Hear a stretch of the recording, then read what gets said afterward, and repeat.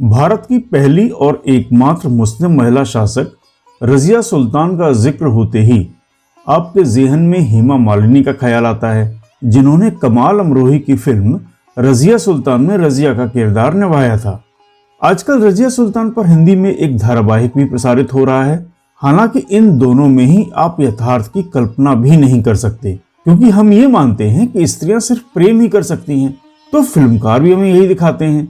यहाँ मैं स्पष्ट कर देना चाहता हूँ कि दिल्ली के सुल्तान इल्तुतमिश की बेटी रजिया न तो शर्मीली थी और इस तरह की तो कतई नहीं थी कि रेत के टीलों में बिलाप करें और प्रेम गीत गाएं।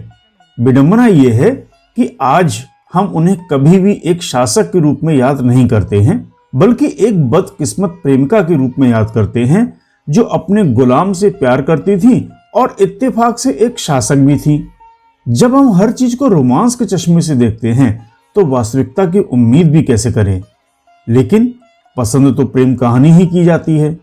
सोचिए, जब आज की सामाजिक स्थिति ये है तो हम सलाम करते हैं रजिया को, जिन्होंने लगभग 800 वर्ष पहले एक लड़ाई तो वो लड़ी जो किसी भी उत्तराधिकारी को राज्य के लिए लड़नी पड़ती है, और दूसरी लड़ाई अपने स्त्री होने के कारण लड़नी पड़ी। आज हम रजिया को इतिहासकारों की नजरों से देखेंगे और आपको यथार्थ का दीदार कराएंगे। लेकिन इसके पहले वीडियो को लाइक करें और चैनल को सब्सक्राइब करके बेल आइकन को जरूर प्रेस कर दें। 13वीं शताब्दी में जब दिल्ली सल्तनत पर तुर्की कबीले शासन कर रहे थे, एक यतीम शहजादी का दिल्ली के तख्त पर काबिज हो जाना बहुत ही आश्चर्यजनक घटना थी। किंतु सख्त इरादों की मलिका रजिया ने उसी युग में ऐसा कर दिखाया। वे मुस्लिम व तुर्की के इतिहास में पहली महिला शासक थीं जो अपने शौर्य के लिए जानी जाती थीं। दिल्ली की गरीब और निरीह जनता ने उसे दिल्ली की मलिका बनाया था, जबकि तुर्की अमीर घोड़े पर बैठकर तलवार चलाने वाली सुंदर औरत को कभी भी दिल्ली के तख्त पर नहीं देख सकते थे। यही कारण था कि तुर्की अमीर तब तक रजिया के दुश्मन बने रहे जब तक कि रजिया खत्म नहीं हो गई। इल्तुतमिश के अनुसार उनकी बेटी रजिया 20 बेटों के बराबर थी। वे एक जोशीली घुड़सवार, तलवारबाज और तीरंदाज थीं। उनके पिता और उनके भरोसेमंद अविसीनियाई काले गुलाम जमालुद्दीन याकूत ने उन्हें युद्ध कला में पारंगत किया था। उन्हें शासन करने का भी प्रशिक्षण दिया गया था, और जब इल्तुतमिश ग्वालियर की ओर एक अभियान पर निकले तो उन्हें सल्तनत की जिम्मेदारी सौंप गए थे। इल्तुतमिश के सबसे बड़े बेटे और उत्तराधिकारी नासिरुद्दीन महमूद 1229 में एक लड़ाई में मारे गए थे। इल्तुतमिश को अपने छोटे बेटों पर यकीन नहीं था, क्योंकि वे अय्याशियों में डूबे हुए थे। परंपरा से हटकर उन्होंने रजिया को अपना उत्तराधिकारी नियुक्त कर दिया। सुल्तान की इच्छा के विरुद्ध कुछ प्रभावशाली लोगों ने उनके छोटे और नाकाबिल भाई रुकनुद्दीन फिरोज को उस तख्त पर बिठा दिया। लेकिन जल्दी रजिया सुल्तान ने इन परिस्थितियों को अपने पक्ष में मोड़ दिया।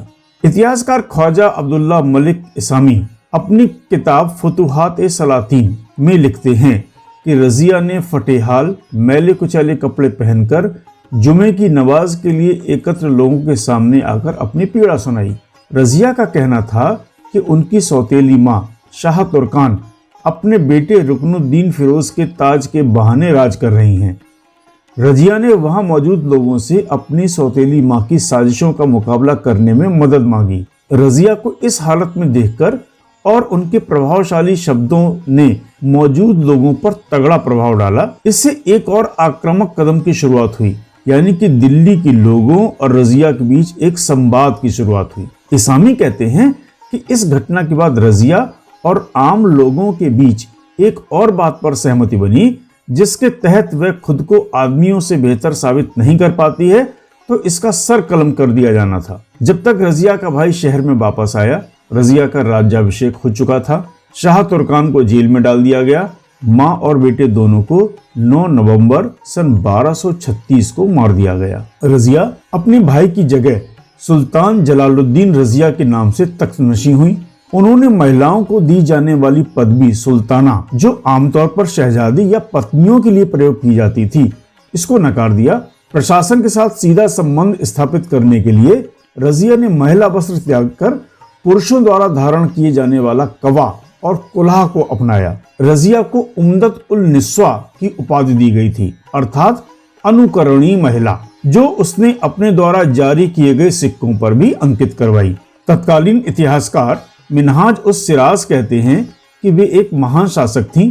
वे समझदार थीं, ईमानदार और उदार, अपने साम्राज्य की संरक्षक, इंसाफ देने वाली, अपनी प्रजा की रक्षक और अपनी सेना की सेनापति थीं। उनमें वे सारे गुण थे जो एक राजा में होने चाहिए, लेकिन बस उनकी पैदाइश सही लिंग में नहीं हुई थी। इसीलिए पुरुषों के विचार में उनकी सारी खूबियां बेकार थीं।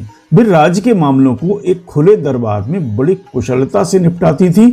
इनमें समस्त प्रशंसनीय गुण और योग्यताएं थीं जो एक शासक के लिए आवश्यक है। राजगद्दी पर अपनी पकड़ मजबूत बनाने के बाद उसने प्रशासन का पुनर्गठन किया।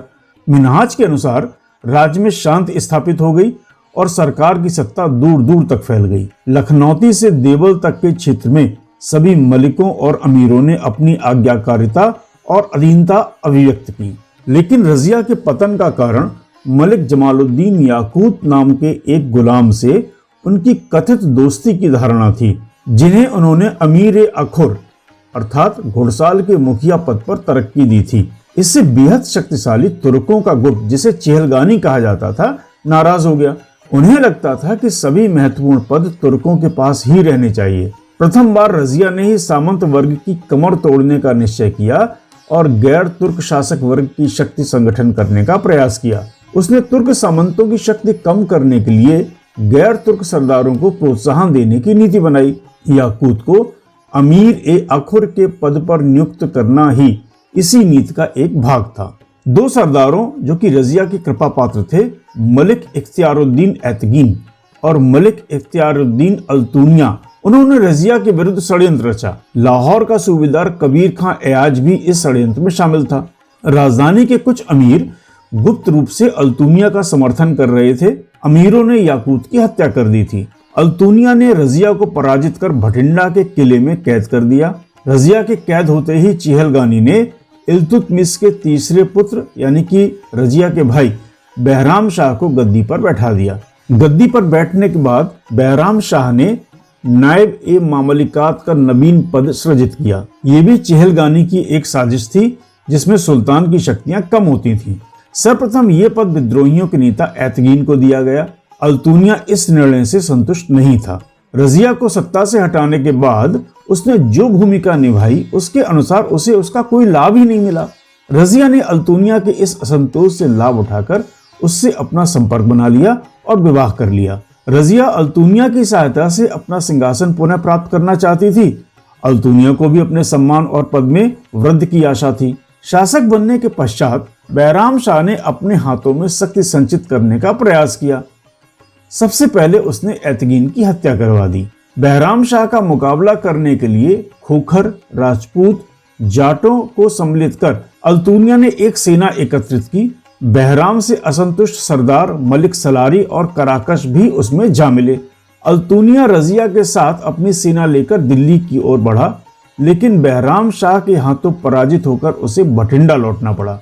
वापस लौटते समय मार्ग में कैथल के निकट उसकी सेना ने भी उसका साथ छोड़ दिया। रजिया और अल्तूनिया एक पेड़ के नीचे आराम कर रहे थे। तभी 25 दिसंबर 1240 को डकैतों ने उसका वध कर दिया। रजिया सुल्तान का मकबरा पुरानी दिल्ली के तुर्कमान गेट इलाके की भूजला पहाड़ी की बुलबुली खाना में स्थित है। यहाँ देश विदेश से सैलानी सकरी गलियों से होते हुए इस वीर महिला के मकबरे के दीदार के लिए पहुंचते हैं।